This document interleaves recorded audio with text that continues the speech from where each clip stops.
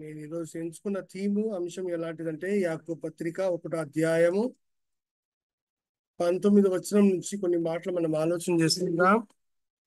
తదుపరి దేవుని ఒక మాటలు మనం వెళ్దాం. యాకోబు పత్రిక 1వ అధ్యాయము 19వ వచనము. ఆ మాటను మనం ఆలోచన చేసుకొని ప్రభు మాటలను ఈరోజు విందాం. దేవుని ఒక మాటల నుంచి దేవుడు మనతో మాట్లాడతాడు. ఆ మాటను బేస్ చేసుకొని మనము ముందుకు వెళ్దాం. 19వ వచనం ఎవరైనా చదవమని కోరుతున్నాను. హలో. నా ప్రియ సహోదరులారా, మీరు ఎరుగుదురు గనుక ప్రతి మనుష్యుడు వినుటకు వేగిరపడువాడును, మాట్లాడుటకు నిదానించువాడును, కోపించుటకు నిదానించువాడునై ఉండవలెను. మంచి సమయంలో ప్రార్థన చేసుకుని ముందుకు వెళ్దాం. మహాగణుడా, సర్వశక్తిమంతుడా, జీవం గల దేవ, దయగల దేవానికి స్తోత్రం నాయనా. ప్రభా, ఈ సమయంలో నీ మాటలు నేను చెప్తున్నాను. ప్రభా, నీ కనికరం చూపించున్నాయినా. నీ సహాయం దయచేయమని కూర్చున్నాను. నీ తోడు నీడా, నీ ఆశీర్వాదం నాకు దయచేస్తాను నమ్ముచు నీకే ఘనత మహిమ ప్రభావం చెల్లిస్తూ నజరుడైన యేసు నామంలో ప్రార్థించి పెట్టుకుంటున్నాం మా తండ్రి. ఆమేన్. మంచి సమయంలో ఇక్కడ రాయబడ్డ మాట ఏ విధంగా సెలవిస్తుంది అని మనం ఆలోచన చేసుకుంటే, నా ప్రియ సహోదరులారా, మీ సంగతి ఎరుగుదును గనక ప్రతి మనుష్యుడు వినుటకు వేగిరపడి, మాట్లాడుటకు నిదానించువాడు, కోపించుటకు నిదానించువాడై ఉండవలెను. ఎందుకనగా నరుని కోపము దేవుని నీతిని నెరవేర్చదని మాట ఉంది. నరుని కోపము దేవుని నీతిని నెరవేర్చదు. అయితే ఈరోజు మనం వినబోయే మాట ఏం మాట అని ఆలోచన చేసుకుంటే, మన మాట ద వర్డ్ ఆఫ్ హ్యూమన్, మన మాట ఎలా ఉండాలని దేవుని ఒక మాట నేను చెప్పాలనుకున్నాను. ఈ సమాజంలో అనేక రకాల ప్రజలు ఉంటున్నారు. ఈ ప్రజలలో అనేక మంది అనేక రకాలుగా మాట్లాడుతుంటారు. సిటీస్ లో చూసినా అనేక మాటలు మేము వింటాం. పల్లెటూరులో ఉన్న సంఘాలను చూస్తా వాళ్ళతో కూడా మాటలు మేము వింటుంటాం. అయితే క్రైస్తవ జీవితంలో మన మాట ఎలా ఉండాలి అని దేవుని ఒక మాట ఏం చెప్తుంది, దీనిపైన మనం ఆలోచన చేసుకుందాం.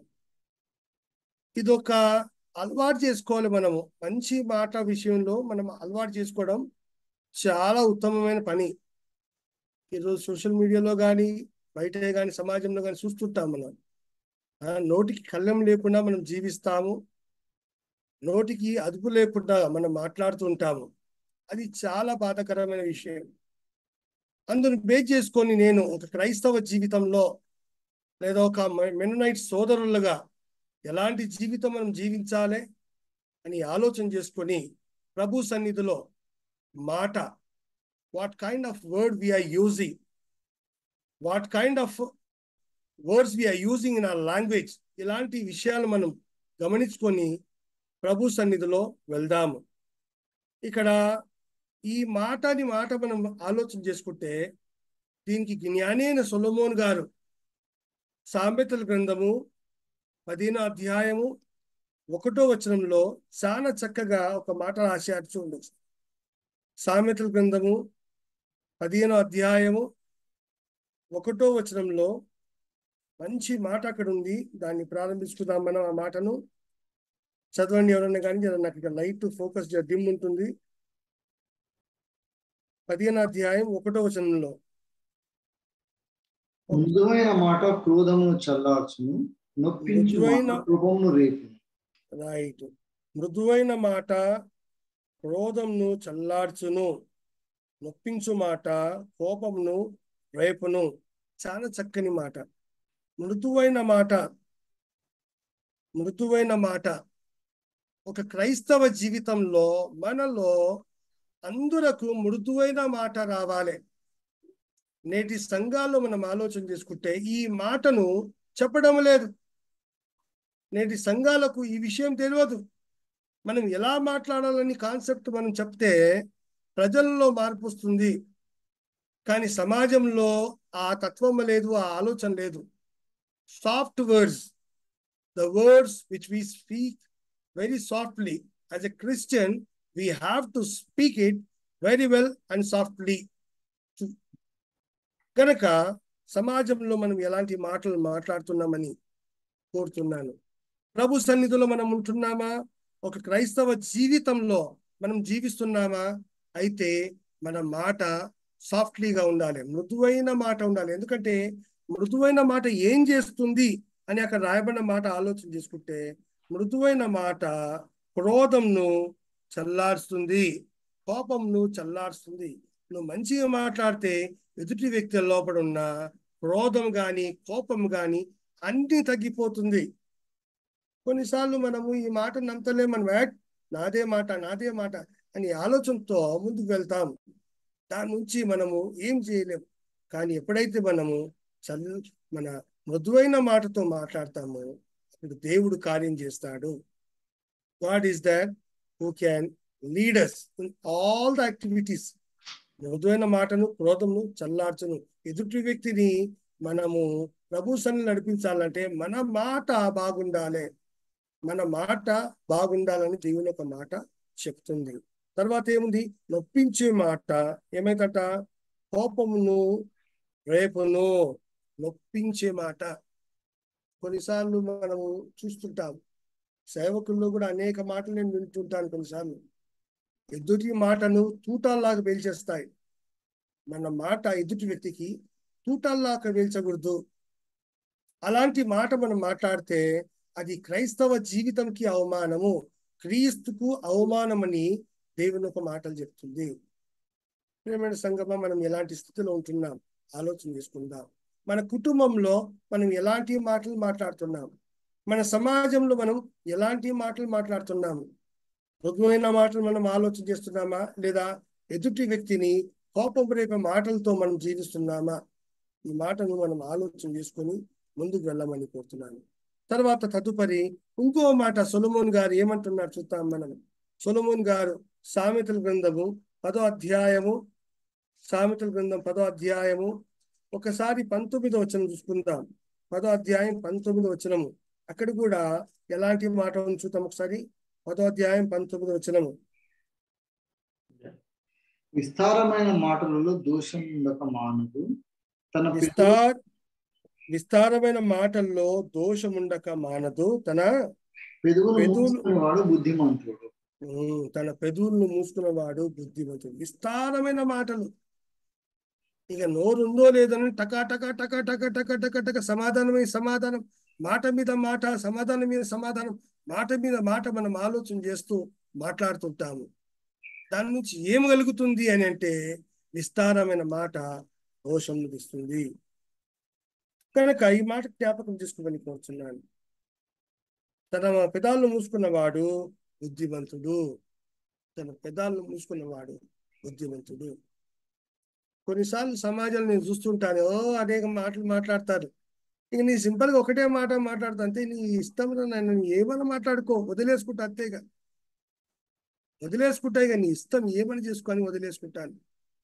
సంఘ జీవితంలో కానీ సమాజ జీవితంలో కానీ ఇలాంటి ఆలోచనలు. కనుక మన జీవితంలో విస్తారమైన మాటల విషయంలో మనం జాగ్రత్త పడమని దేవుడు ఒక మాట కోరుతుంది. విస్తారమైన మాటలు వదిలేసుకొని మౌనంగా ఉంటూ మన పని మనం చేసుకొని ముందుకు వెళ్ళాలి. మన మాటలో కానీ మన క్రియలో కానీ దేవుడు ఘనత చెందాలని కోరుతున్నాను. అలాంటి క్రియలు మనం ఆలోచన చేసుకోవాలి. ఇదే సొలొమోను మాట. ఈ విస్తారమైన మాట విషయంలో ఇంకో మాట చెప్తున్నాడు చూడొకసారి. ప్రసంగి గ్రంథము 10వ అధ్యాయము, ప్రసంగి గ్రంథము 10వ అధ్యాయము 14 వచ్చి చూడొకసారి అమ్మా. 10వ అధ్యాయం 14 వచనం కూడా మంచి మాట అక్కడ చెప్తున్నాడు. 10:14 కలుగబోన్నది ఏదో మనుషులు ఎరుగక ఉండినను బుద్ధిహీనులు విస్తారముగా మాట్లాడుతారు. నరుడు చనిపోయిన తర్వాత ఏమి జరుగునో ఎవరికి తెలియదు. గనక విస్తారమైన బుద్ధిహీనులు విస్తారమైన మాటలు. అదే కాదులోనైనా ఇట్లా కాదు, ఇట్లా చెప్తే కూడా వినారు. వినకుండా విస్తారమైన మాటలు, లేదు ఇది ఇట్లా, లేదు ఇది ఇంతే, తెలియకుండా మాటలు. అనేక సార్లు అన్న పౌలన్న కొన్నిసార్లు చెప్తుంటాను మాటలు, సమాజంకు కొన్నిసార్లు తెలవక విస్తారక ఏదో మాట్లాడుతుంటారు. తెలియక మాట్లాడతా, తెలిసి మాట్లాడతారా అని ఆలోచన చేస్తే బుద్ధిహీనమైన మాటలు. ఇది నేను గమనించాను. గనక ప్రియమైన సంగమా, ప్రియమైన సహోదరులారా, మనం ఈ మాటను అర్థం చేసుకొని విస్తారమైన మాటలు కాకుండా, విస్తారమైన మాటలతో మాట్లాడకుండా, ప్రభు కోసము నా మాట ఏమి ఉపయోగం చేస్తుంది, ప్రభు కోసం నా మాట ఎలాంటి పని చేస్తుంది, ప్రభును ఘనత చెందడానికి నేను ఏం చేస్తున్నానని ఆలోచనతో ముందుకు వెళ్ళమని కోరుతున్నాను. ఒకవేళ ఎప్పుడైతే మనము ఈ విస్తారమైన మాటను తీసి పక్క పెడతామో అప్పుడు దేవుడు మహిమ చెందుతాడు, అప్పుడు దేవుడు ఘనత చెందుతాడని నేను నమ్ముతున్నాను. కనుక ఒక క్రైస్తవ జీవితంలో నేను 2 విషయాలు చెప్పాను. అది ఏముందంటే నంబర్ వన్ ఏముందంటే మృదువైన మాటలు, నంబర్ 2 విస్తారమైన మాటలు గమనించమని కోరుతున్నాను. 3వ మాట ఏముందంటే రూడ్ వర్డ్స్. సామెతలు 4వ అధ్యాయము 24వ వచనం చూద్దాం ఒకసారి. సామెతలు 4వ అధ్యాయము 24వ వచనము. అక్కడ ఒక మాట చూద్దాం మనము.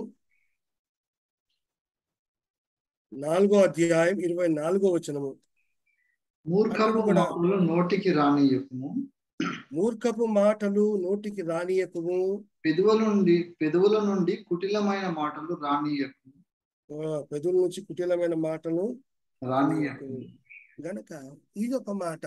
మూర్ఖపు మాటలు, మూర్ఖపు మాటలు, మూర్ఖపు ఆలోచనలు.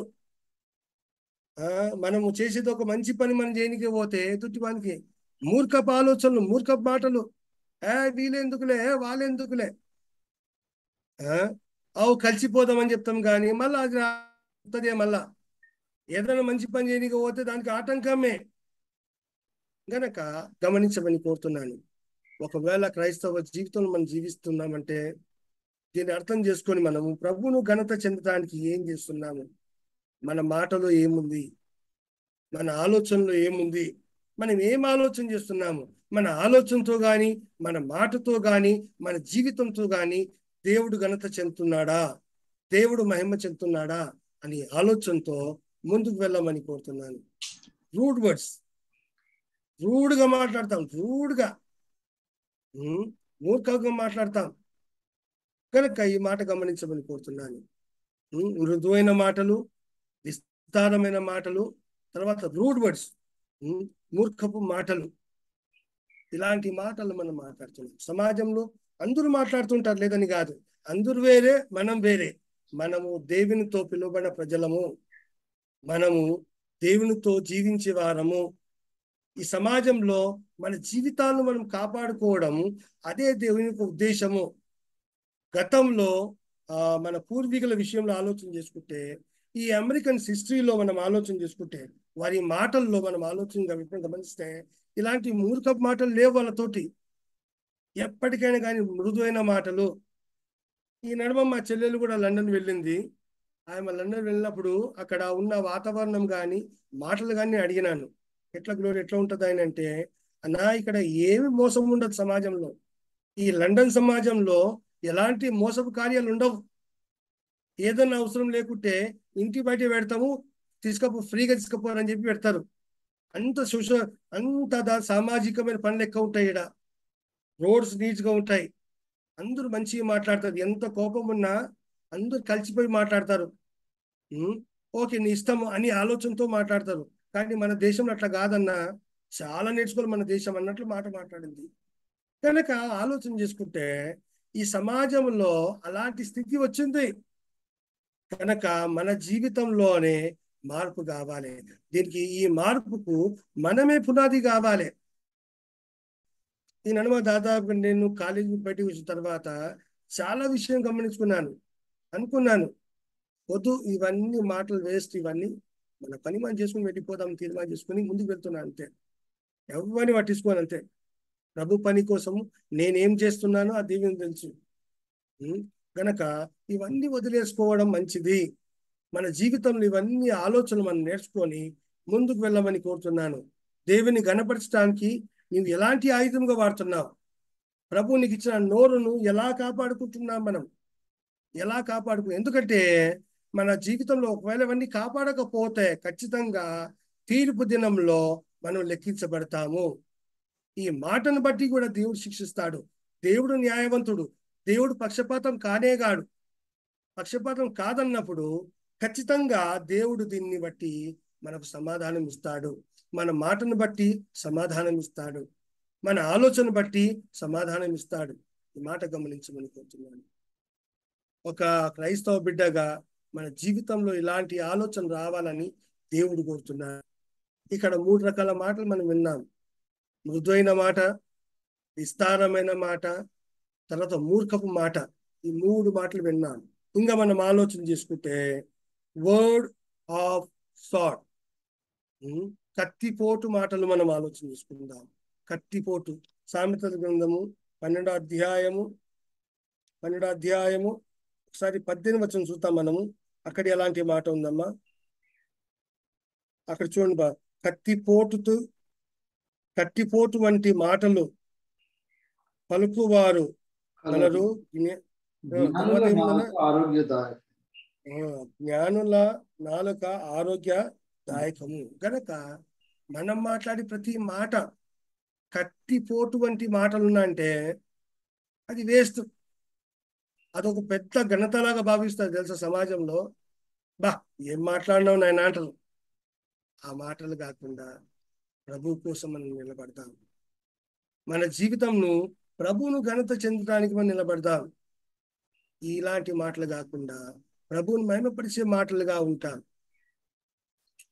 ఈ కాన్ఫరెన్స్ కానీ నేను బయట సంఘాల్లో తిరుగుతుంటాను, సంఘ పాస్టర్లతో మాట్లాడుతుంటాను. కత్తిపోటు లాంటి మాటలు మాట్లాడతారు. సంఘ కాపరికులు అంటే అయిపోయినారు, సంఘ పెద్దలంతా అయిపోయినారు. సంఘంలో ఉన్న యవనస్తులు కానీ పిల్లలు కానీ అలాంటి మాటలే మాట్లాడతారు ఈ కాలంలో. కత్తిపోటు మాటలు. అది ఎదుటివాణ్ణి గుండెలు చీల్చేస్తాయి. ఎదుటివాని హృదయం చీల్చేస్తుంది. ఎదుటివాని హృదయంలో ద్వేషం పుట్టించే మాటలు, ఎదుటివానిలో పగలు పుట్టించే మాటలు కత్తిపోటు మాటలు. కనుక మన జీవితంలో ఈ మాటను అర్థం చేసుకొని ప్రభు నిమిత్తము మన మాటను మనం కాపాడుకోవాలి. మన ఆలోచన మనం కాపాడుకోవాలి. దావీదు మాట చేయమని చెప్తున్నాను. చూద్దాం ఒకసారి అమ్మ. 57వ కీర్తన, దావీదు రాష్ట్ర కీర్తన 57వ కీర్తన 59వ కీర్తన 7వ వచనం చూద్దాం ఒకసారి. 7వ వచనం. వినువారు ఎవరునూ లేరనుకుని వారు తమ నోట నుండి మాటలు వెళ్ళగలుగుతారు. వారి పెదవులలో కత్తులుండును. కనుక మనం గమనించుకోవాల్సిన మాట ఇదే. ప్రభు సన్నిధిలో. కనుక మనం ఎలాంటి మాటలు మాట్లాడుతున్నాము? మృదువైన మాట మాట్లాడుతున్నామా? విస్తారమైన మాట మాట్లాడుతున్నామా? రూఢి మాటలు మాట్లాడుతున్నామా? తర్వాత ఈ కత్తిపోటి వంటి మాటలు మాట్లాడుతున్నామా? ఒకవేళ ఇవన్నీ మాట్లాడితే మన జీవితంలో అర్థం లేదు. క్రీస్తు మనలో లేడు అని అర్థము. క్రీస్తుతో మనము సావాసం చేయడం లేదని అర్థము. ఈ మాటను గమనించుకోమని కోరుతున్నాను. ఇంకా ఆలోచన చేస్తే గర్వపు మాటలు.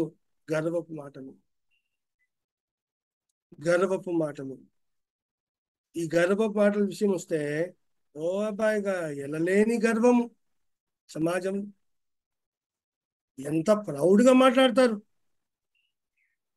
ఎంత గర్వంతో మాట్లాడుతుంటారు. కొన్నిసార్లు వారి గర్వం చూసి నేను నవ్వుతాను మనసులోనే. ఇంకేనా నన్ను ఇలాంటి గర్వం ఉంది అని అనుకుంటాను. ఏం చేయలేను, ఇక ఏం చేద్దాం చెప్పు. కనుక మనం నేర్చుకోవలసిన పాట ఇదే. ఈరోజు మన మాటల్లో కానీ ఒకవేళ ప్రభు మహిమ చెందకపోతే ఇది ఉత్త సుమ్మ, వేస్ట్ ఇవన్నీ జీవితం. మనము గొంతులో ట్యాగ్ వేసుకొని ఒక ఐటీ ఆఫీసర్ లాగా తినడం కాదు. నేను క్రైస్తవుని చెప్పడం అది కాదు ప్రాముఖ్యం. అలాంటి జీవితం రావాలని ప్రభు కోరుతున్నాడు. ఒకవేళ అలాంటి జీవితం వస్తే నంబర్ 1 ఆనందపడేది దేవుడే, సంతోషపడే దేవుడే. ఒక పౌలు వలె జీవించమని దేవుడు కోరుతున్నాడు, ఒక దావీదు వలె జీవించమని కోరుతున్నాడు, జ్ఞాని అయిన సొలొమోను వలె జీవించమని దేవుడు కోరుతున్నాడు, ఒక స్టెఫెన్ వలె జీవించమని కోరుతున్నాడు. ఆ రోజు స్టెఫెన్ రాళ్లతో కొడుతున్నప్పుడు మృదువైన మాటలే మాట్లాడి, కానీ అదేమంట జ్ఞానపూర్వకమైన మాటలు మాట్లాడి తప్పించుకోలేడు. ఈ పేతురు జీవితంలో అనేక తప్పించుకున్నాడు, నాకు యేసు ప్రభు తెలియదని చెప్పి తప్పించుకున్నాడు. కానీ స్టెఫెన్ జీవితంలో మాత్రము తన భక్తి జీవితం వేరే, తన ఆలోచనలు వేరే. పౌలు జీవితంలో తన ఆలోచనలు వేరే.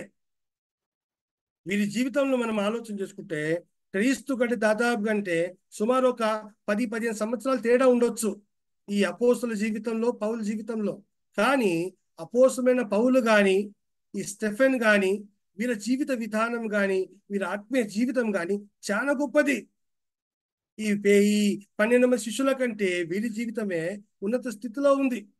అది ఎందుకోసం అంటే వారు అర్థం చేసుకున్నారు, ప్రభు క్రియను అర్థం చేసుకున్నాడు. ప్రభు జీవితంలో ఎన్నటికైనా కానీ, ఎప్పుడైనా కానీ తన నోటు నుంచి గర్వపు మాటలు మాట్లాడలేడు ఆయన. అందుకోసం ఈ మత్తయి సువార్త 5వ అధ్యాయం రాస్తుంటాడు, హృదయ శుద్ధి గలవాడదని కనికరం. అది గొప్ప ప్రసంగం గనక తన మాటలు తన హృదయం నుంచి వచ్చే మాటలు కనుక ఆలోచన చేసుకోమని కోరుతున్నాను. మన జీవితంలో గర్వపు మాటలు మాట్లాడుతున్నామా?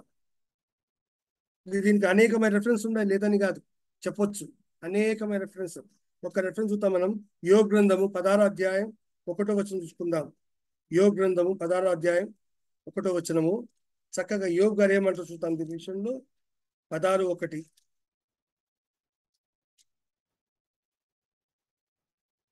యోబు 16:1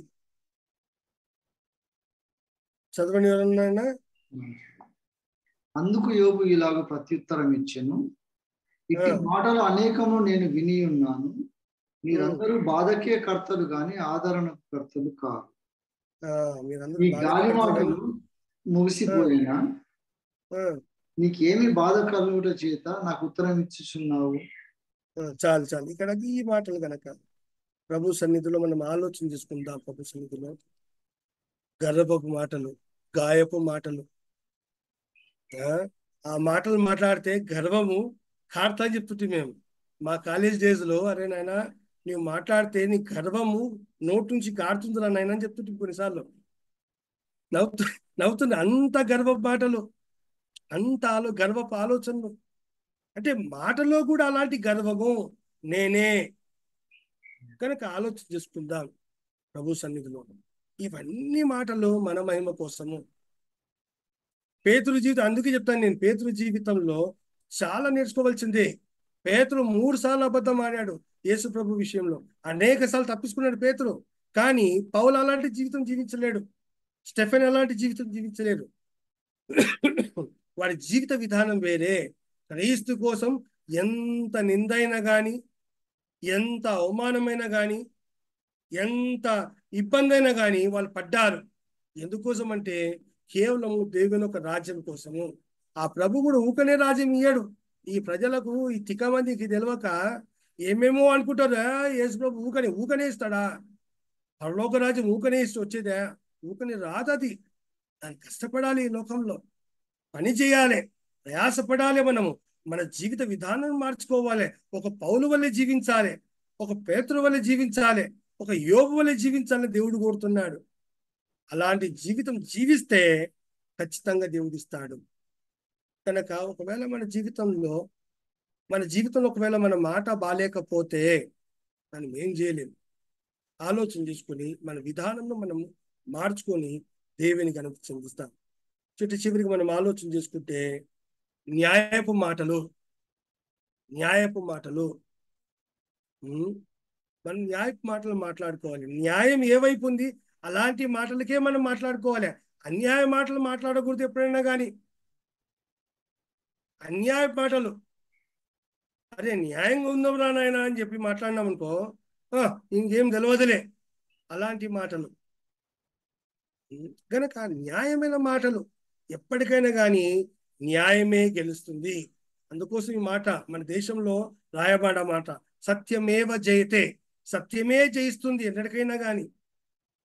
ఆ కొటేషన్ వండర్ఫుల్ కొటేషన్, సత్యమేవ జయితే.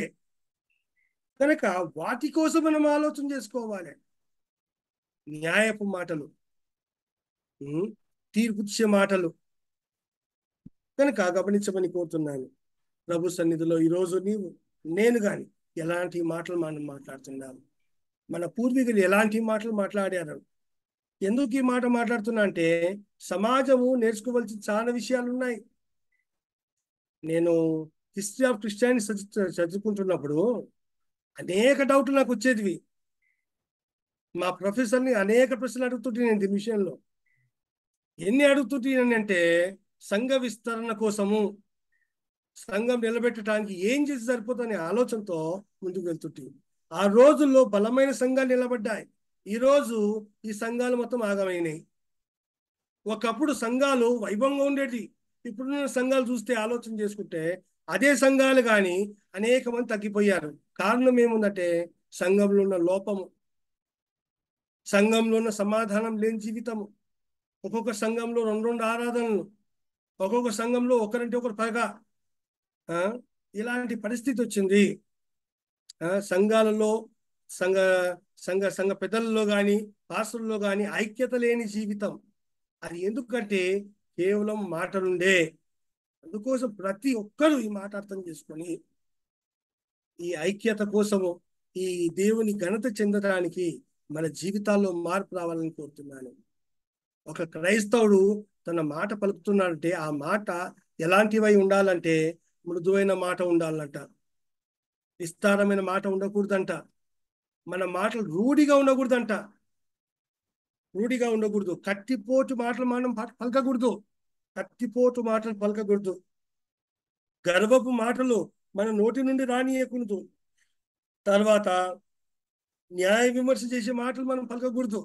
ఇలాంటి మాటలు మనం పలకకుండా యేసయ్య కోసం దేవా మమ్మల్ని క్షమించమని కోరుకొని ప్రభువా నిలబెట్టు నాయనా అని అనుకుంటే ఖచ్చితంగా మన సంఘాలు నిలబడతాయి, ఖచ్చితంగా మన సంఘాలు బాగుపడతాయి, ఖచ్చితంగా మన పిల్లలు బాగుపడతారు. ఇవన్నీ మనము మన జీవితంలో బాల్యం నుండి తీసుకొని వస్తే ఇంకా మంచిది. ఒకవేళ మన జీవితంలో మనము ఉన్నత స్థితిలో ఉన్నప్పుడు, మనకు ఒకవేళ పిల్లలు ఇంట్లో పిల్లలు కానీ మన్మన్లు కానీ మన్మరాలు ఉన్నప్పుడు కూడా వారికి ఈ మాట నేర్పుతూ రావాలి ఇప్పటి నుంచే. లేదు బిడ్డ, మనం ఇలాంటి మాటలు పలకకూడదు, మనం గర్భపు మాటలు పలకకూడదు, మన మూర్ఖపు మాటలు పలకకూడదు, మనం విస్తారంగా మాట్లాడకూడదు. కనుక దీనిపైన ఇంకా అనేక సందర్భాలు చెప్పొచ్చు, నేను అనేక మాటలు చెప్పొచ్చు ఇంకా. కనుక మన మాట ఎలాగుంది ఆలోచన చేసుకుందాం, ప్రార్థన చేసుకుని ముందుకు